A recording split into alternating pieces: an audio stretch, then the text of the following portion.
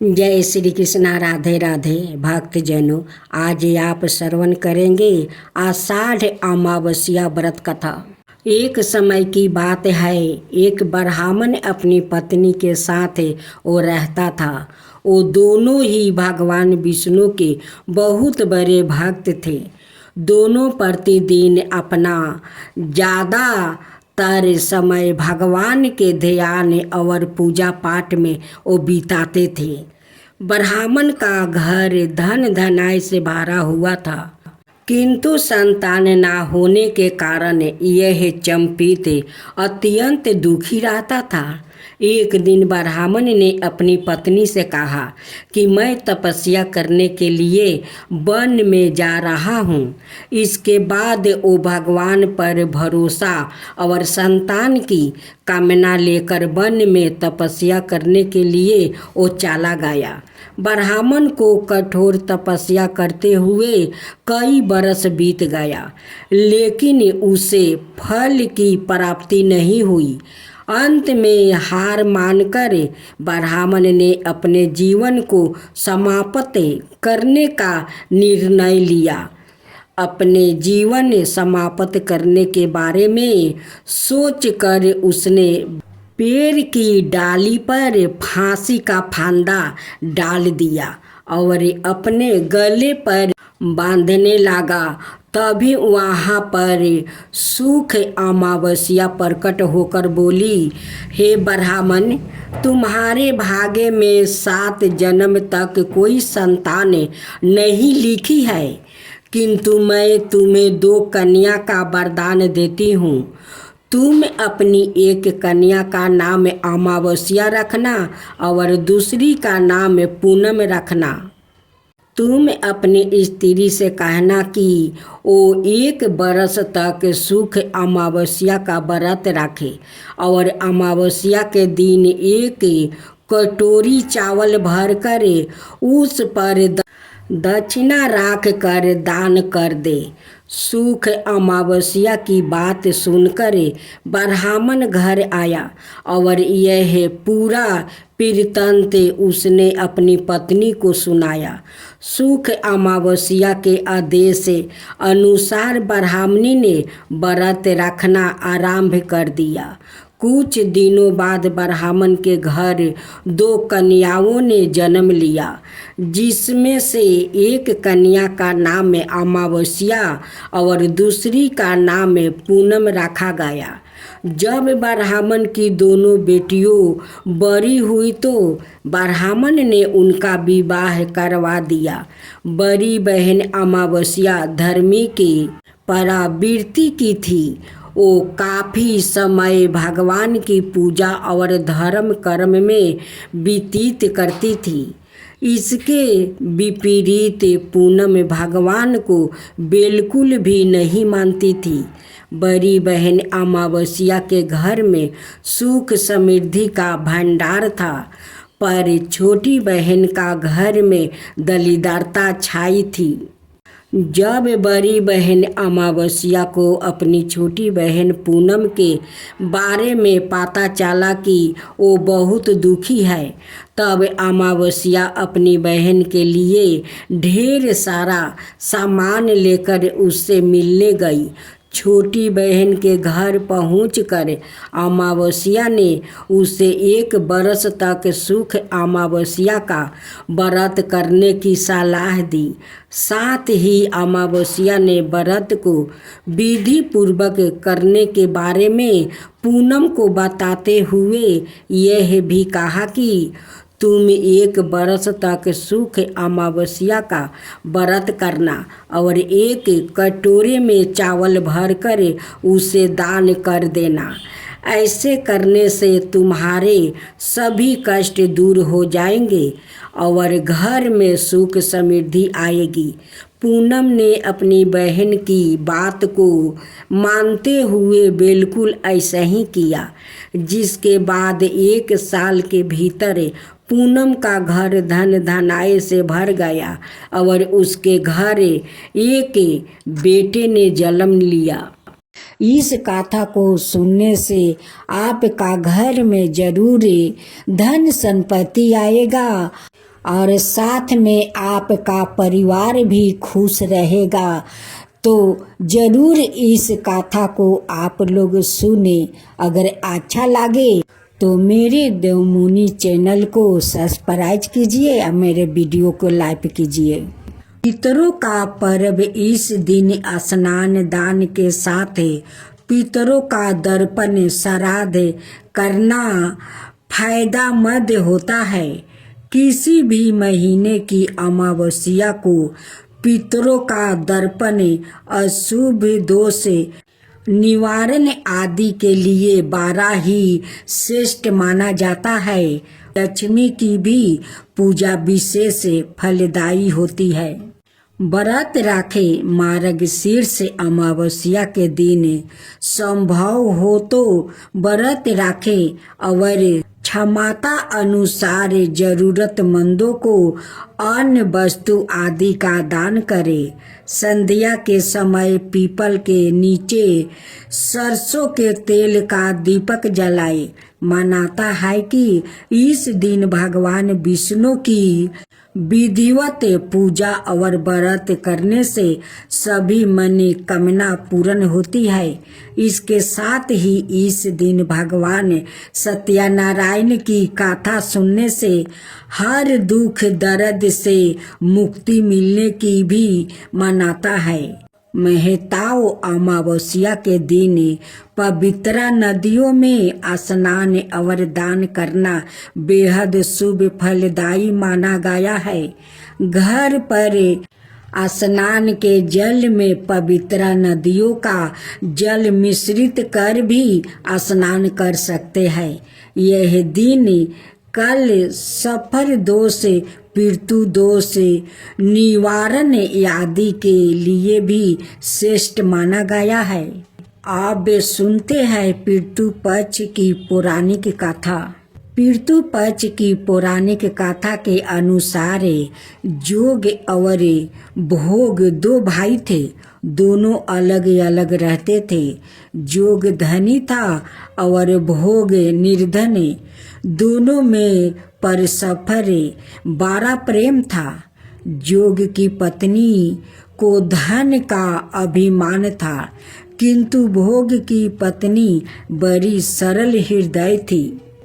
पितृ पक्ष आने पर जोग की पत्नी ने उसे पितरों को श्राद्ध करने के लिए कहा, तो जोग इसे व्यर्थ का कार्य समझकर टालने की चेष्टा करने लगा।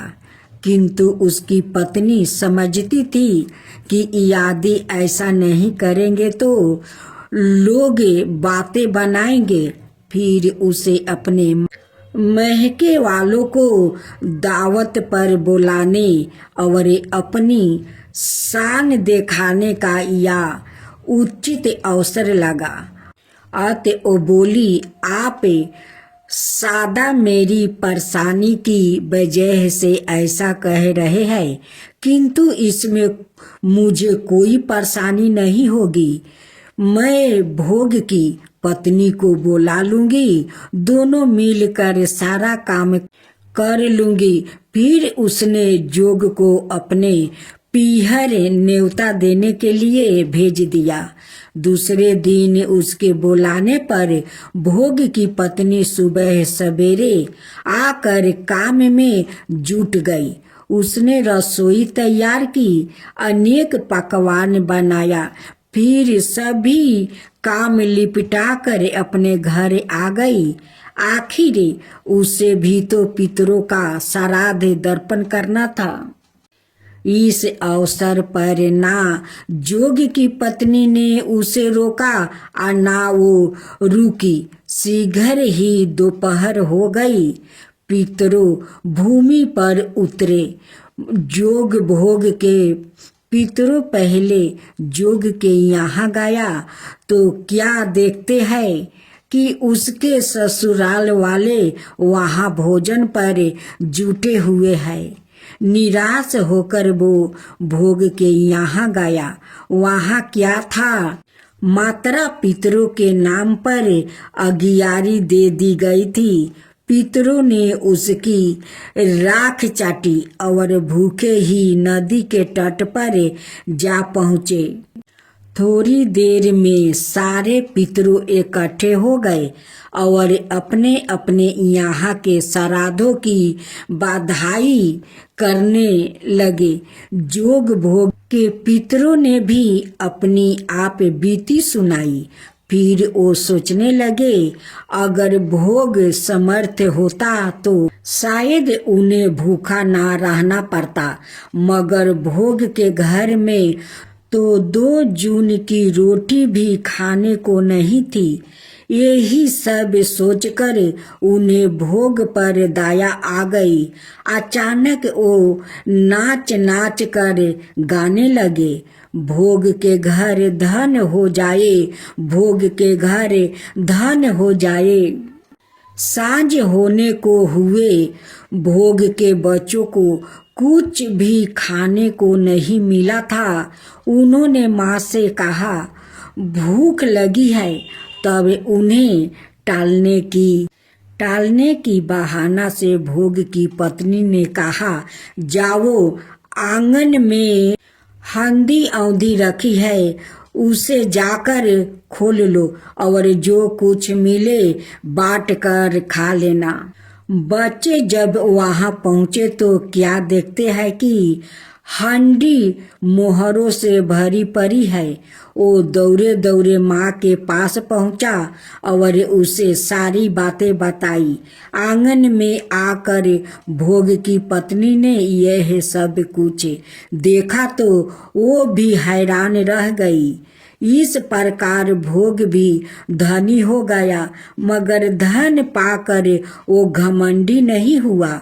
दूसरे साल का पितरों पक्ष आया। श्राद्ध के दिन भोग की स्त्री ने 56 प्रकार के भोजन बनाई। ब्राह्मणों को बुलाकर श्राद्ध किया, भोजन कराया, दक्षिणा दी। जेठ जेठानी को सोने चांदी का बर्तन में भोजन कराया। इससे पितरों बड़े प्रसन्न और तृप्त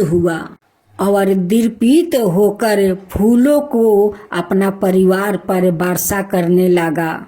यही तो है पितरों को आशीर्वाद। अगर पूर्वजों खुश रहे तो परिवार भी खुश रहते हैं। मृत्यु पूर्वजों को ऐसे ही अगर भोजन मिले तो पूर्वजों अपना परिवार पर अपना आशीर्वाद बनाए रखते हैं। कभी उनकी घर में अन्न और धन को कमी नहीं होने देते हैं। इसलिए सभी परिवार को अपना मृत्यु पूर्वजों को श्राद्ध करना चाहिए। श्रद्धा भक्ति के साथ दान पुण्य करना चाहिए। बहुत समय पहले एक ब्राह्मण रहता था जिसका बहुत ही खुशहाल परिवार था। ब्राह्मण की एक सुंदर कन्या थी। जब ब्राह्मण की कन्या बड़ी हुई तो ब्राह्मण अपनी कन्या के विवाह को लेकर चिंतित रहने लगा। ब्राह्मण की कन्या देखने में बहुत ही रूपवान थी। इसके साथ ही वो सुशील और गिरहे करिया में भी संपन्न थी। इन सभी गुणों के होने के बावजूद भी ब्राह्मण की कन्या के विवाह का योग नहीं बन रहा था। एक बार ब्राह्मण के घर में एक साधु महाराज पधारे। ब्राह्मण की कन्या ने साधु की बहुत स्वागत किया। ब्राह्मण की कन्या से साधु महाराज बहुत प्रसन्न हुए और उन्होंने ब्राह्मण की कन्या को लंबी उम्र का आशीर्वाद दिया। ब्राह्मण ने साधु महाराज को बताया कि उनकी कन्या का विवाह नहीं हो रहा है और ब्राह्मण ने साधु महाराज से ऐसा कोई उपाय पूछा जिससे उसकी कन्या का विवाह जल्दी हो जाए। तब साधु महाराज ने विचार करके ब्राह्मणों को बताया कि बहुत दूर एक गांव में एक औरत रहती है जिसका नाम सोना है और वो औरत धोबिन है। साधु महाराज ने बताया कि सोना धोबिन एक बहुत ही पतिव्रता स्त्री है।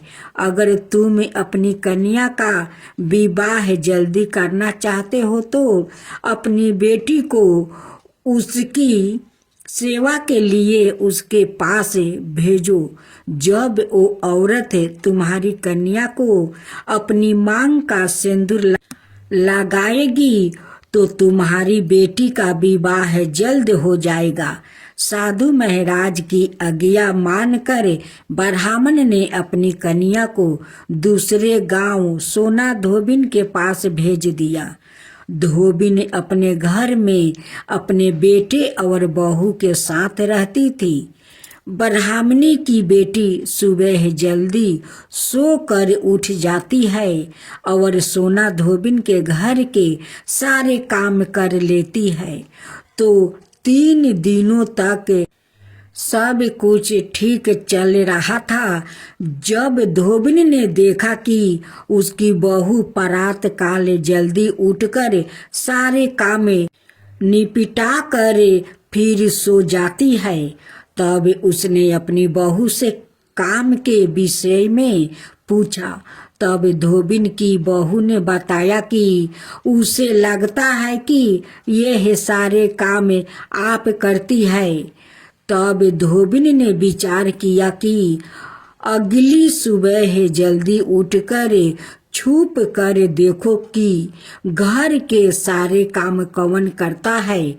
अगली सुबह जब धोबिन सुबह जल्दी उठकर छुप कर देखने लगी कि घर के सारे काम कौन करता है, तब उसने देखा कि ब्राह्मण की बेटी ने आकर उसके घर के सब काम किया। तब ब्राह्मणी की बेटी को धोबिन ने पकड़कर पूछा। तब ब्राह्मणी की कन्या ने अपनी सारी कहानी सोना धोबिन को सुनाई। ब्राह्मण की कन्या की कहानी सुनकर धोबिन ने अपनी मांग का सिंदूर निकालकर ब्राह्मण की कन्या को लगाया। जैसे ही सोना धोबिन ने अपनी मांग का सिंदूर ब्राह्मण की कन्या को लगाया, वैसे ही धोबिन के पति का देहांत हो गया। इस दिन सोमवती अमावस्या थी। अपने पति की मृत्यु से धोबिन दुखी होकर दौड़ते दौड़ते पीपल के पेड़ के पास गई। उस समय पीपल के पेड़ की परिक्रमा करने के लिए धोबिन के पास कोई समग्रही नहीं थी।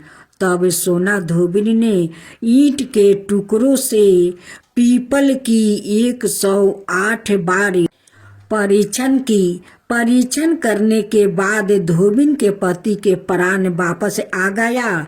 तभी से इस दिन सभी विवाहित महिलाएं अपने पति की लंबी उम्र के लिए सोमवती अमावस्या के दिन व्रत राख कर पीपल के पेड़ की 108 बार परीक्षण करती है। कुछ दिनों के बाद ब्राह्मण की कन्या का भी अच्छी जगह विवाह हो गया और वो अपने पति के साथ खुशी खुशी जीवन बिताने लगी।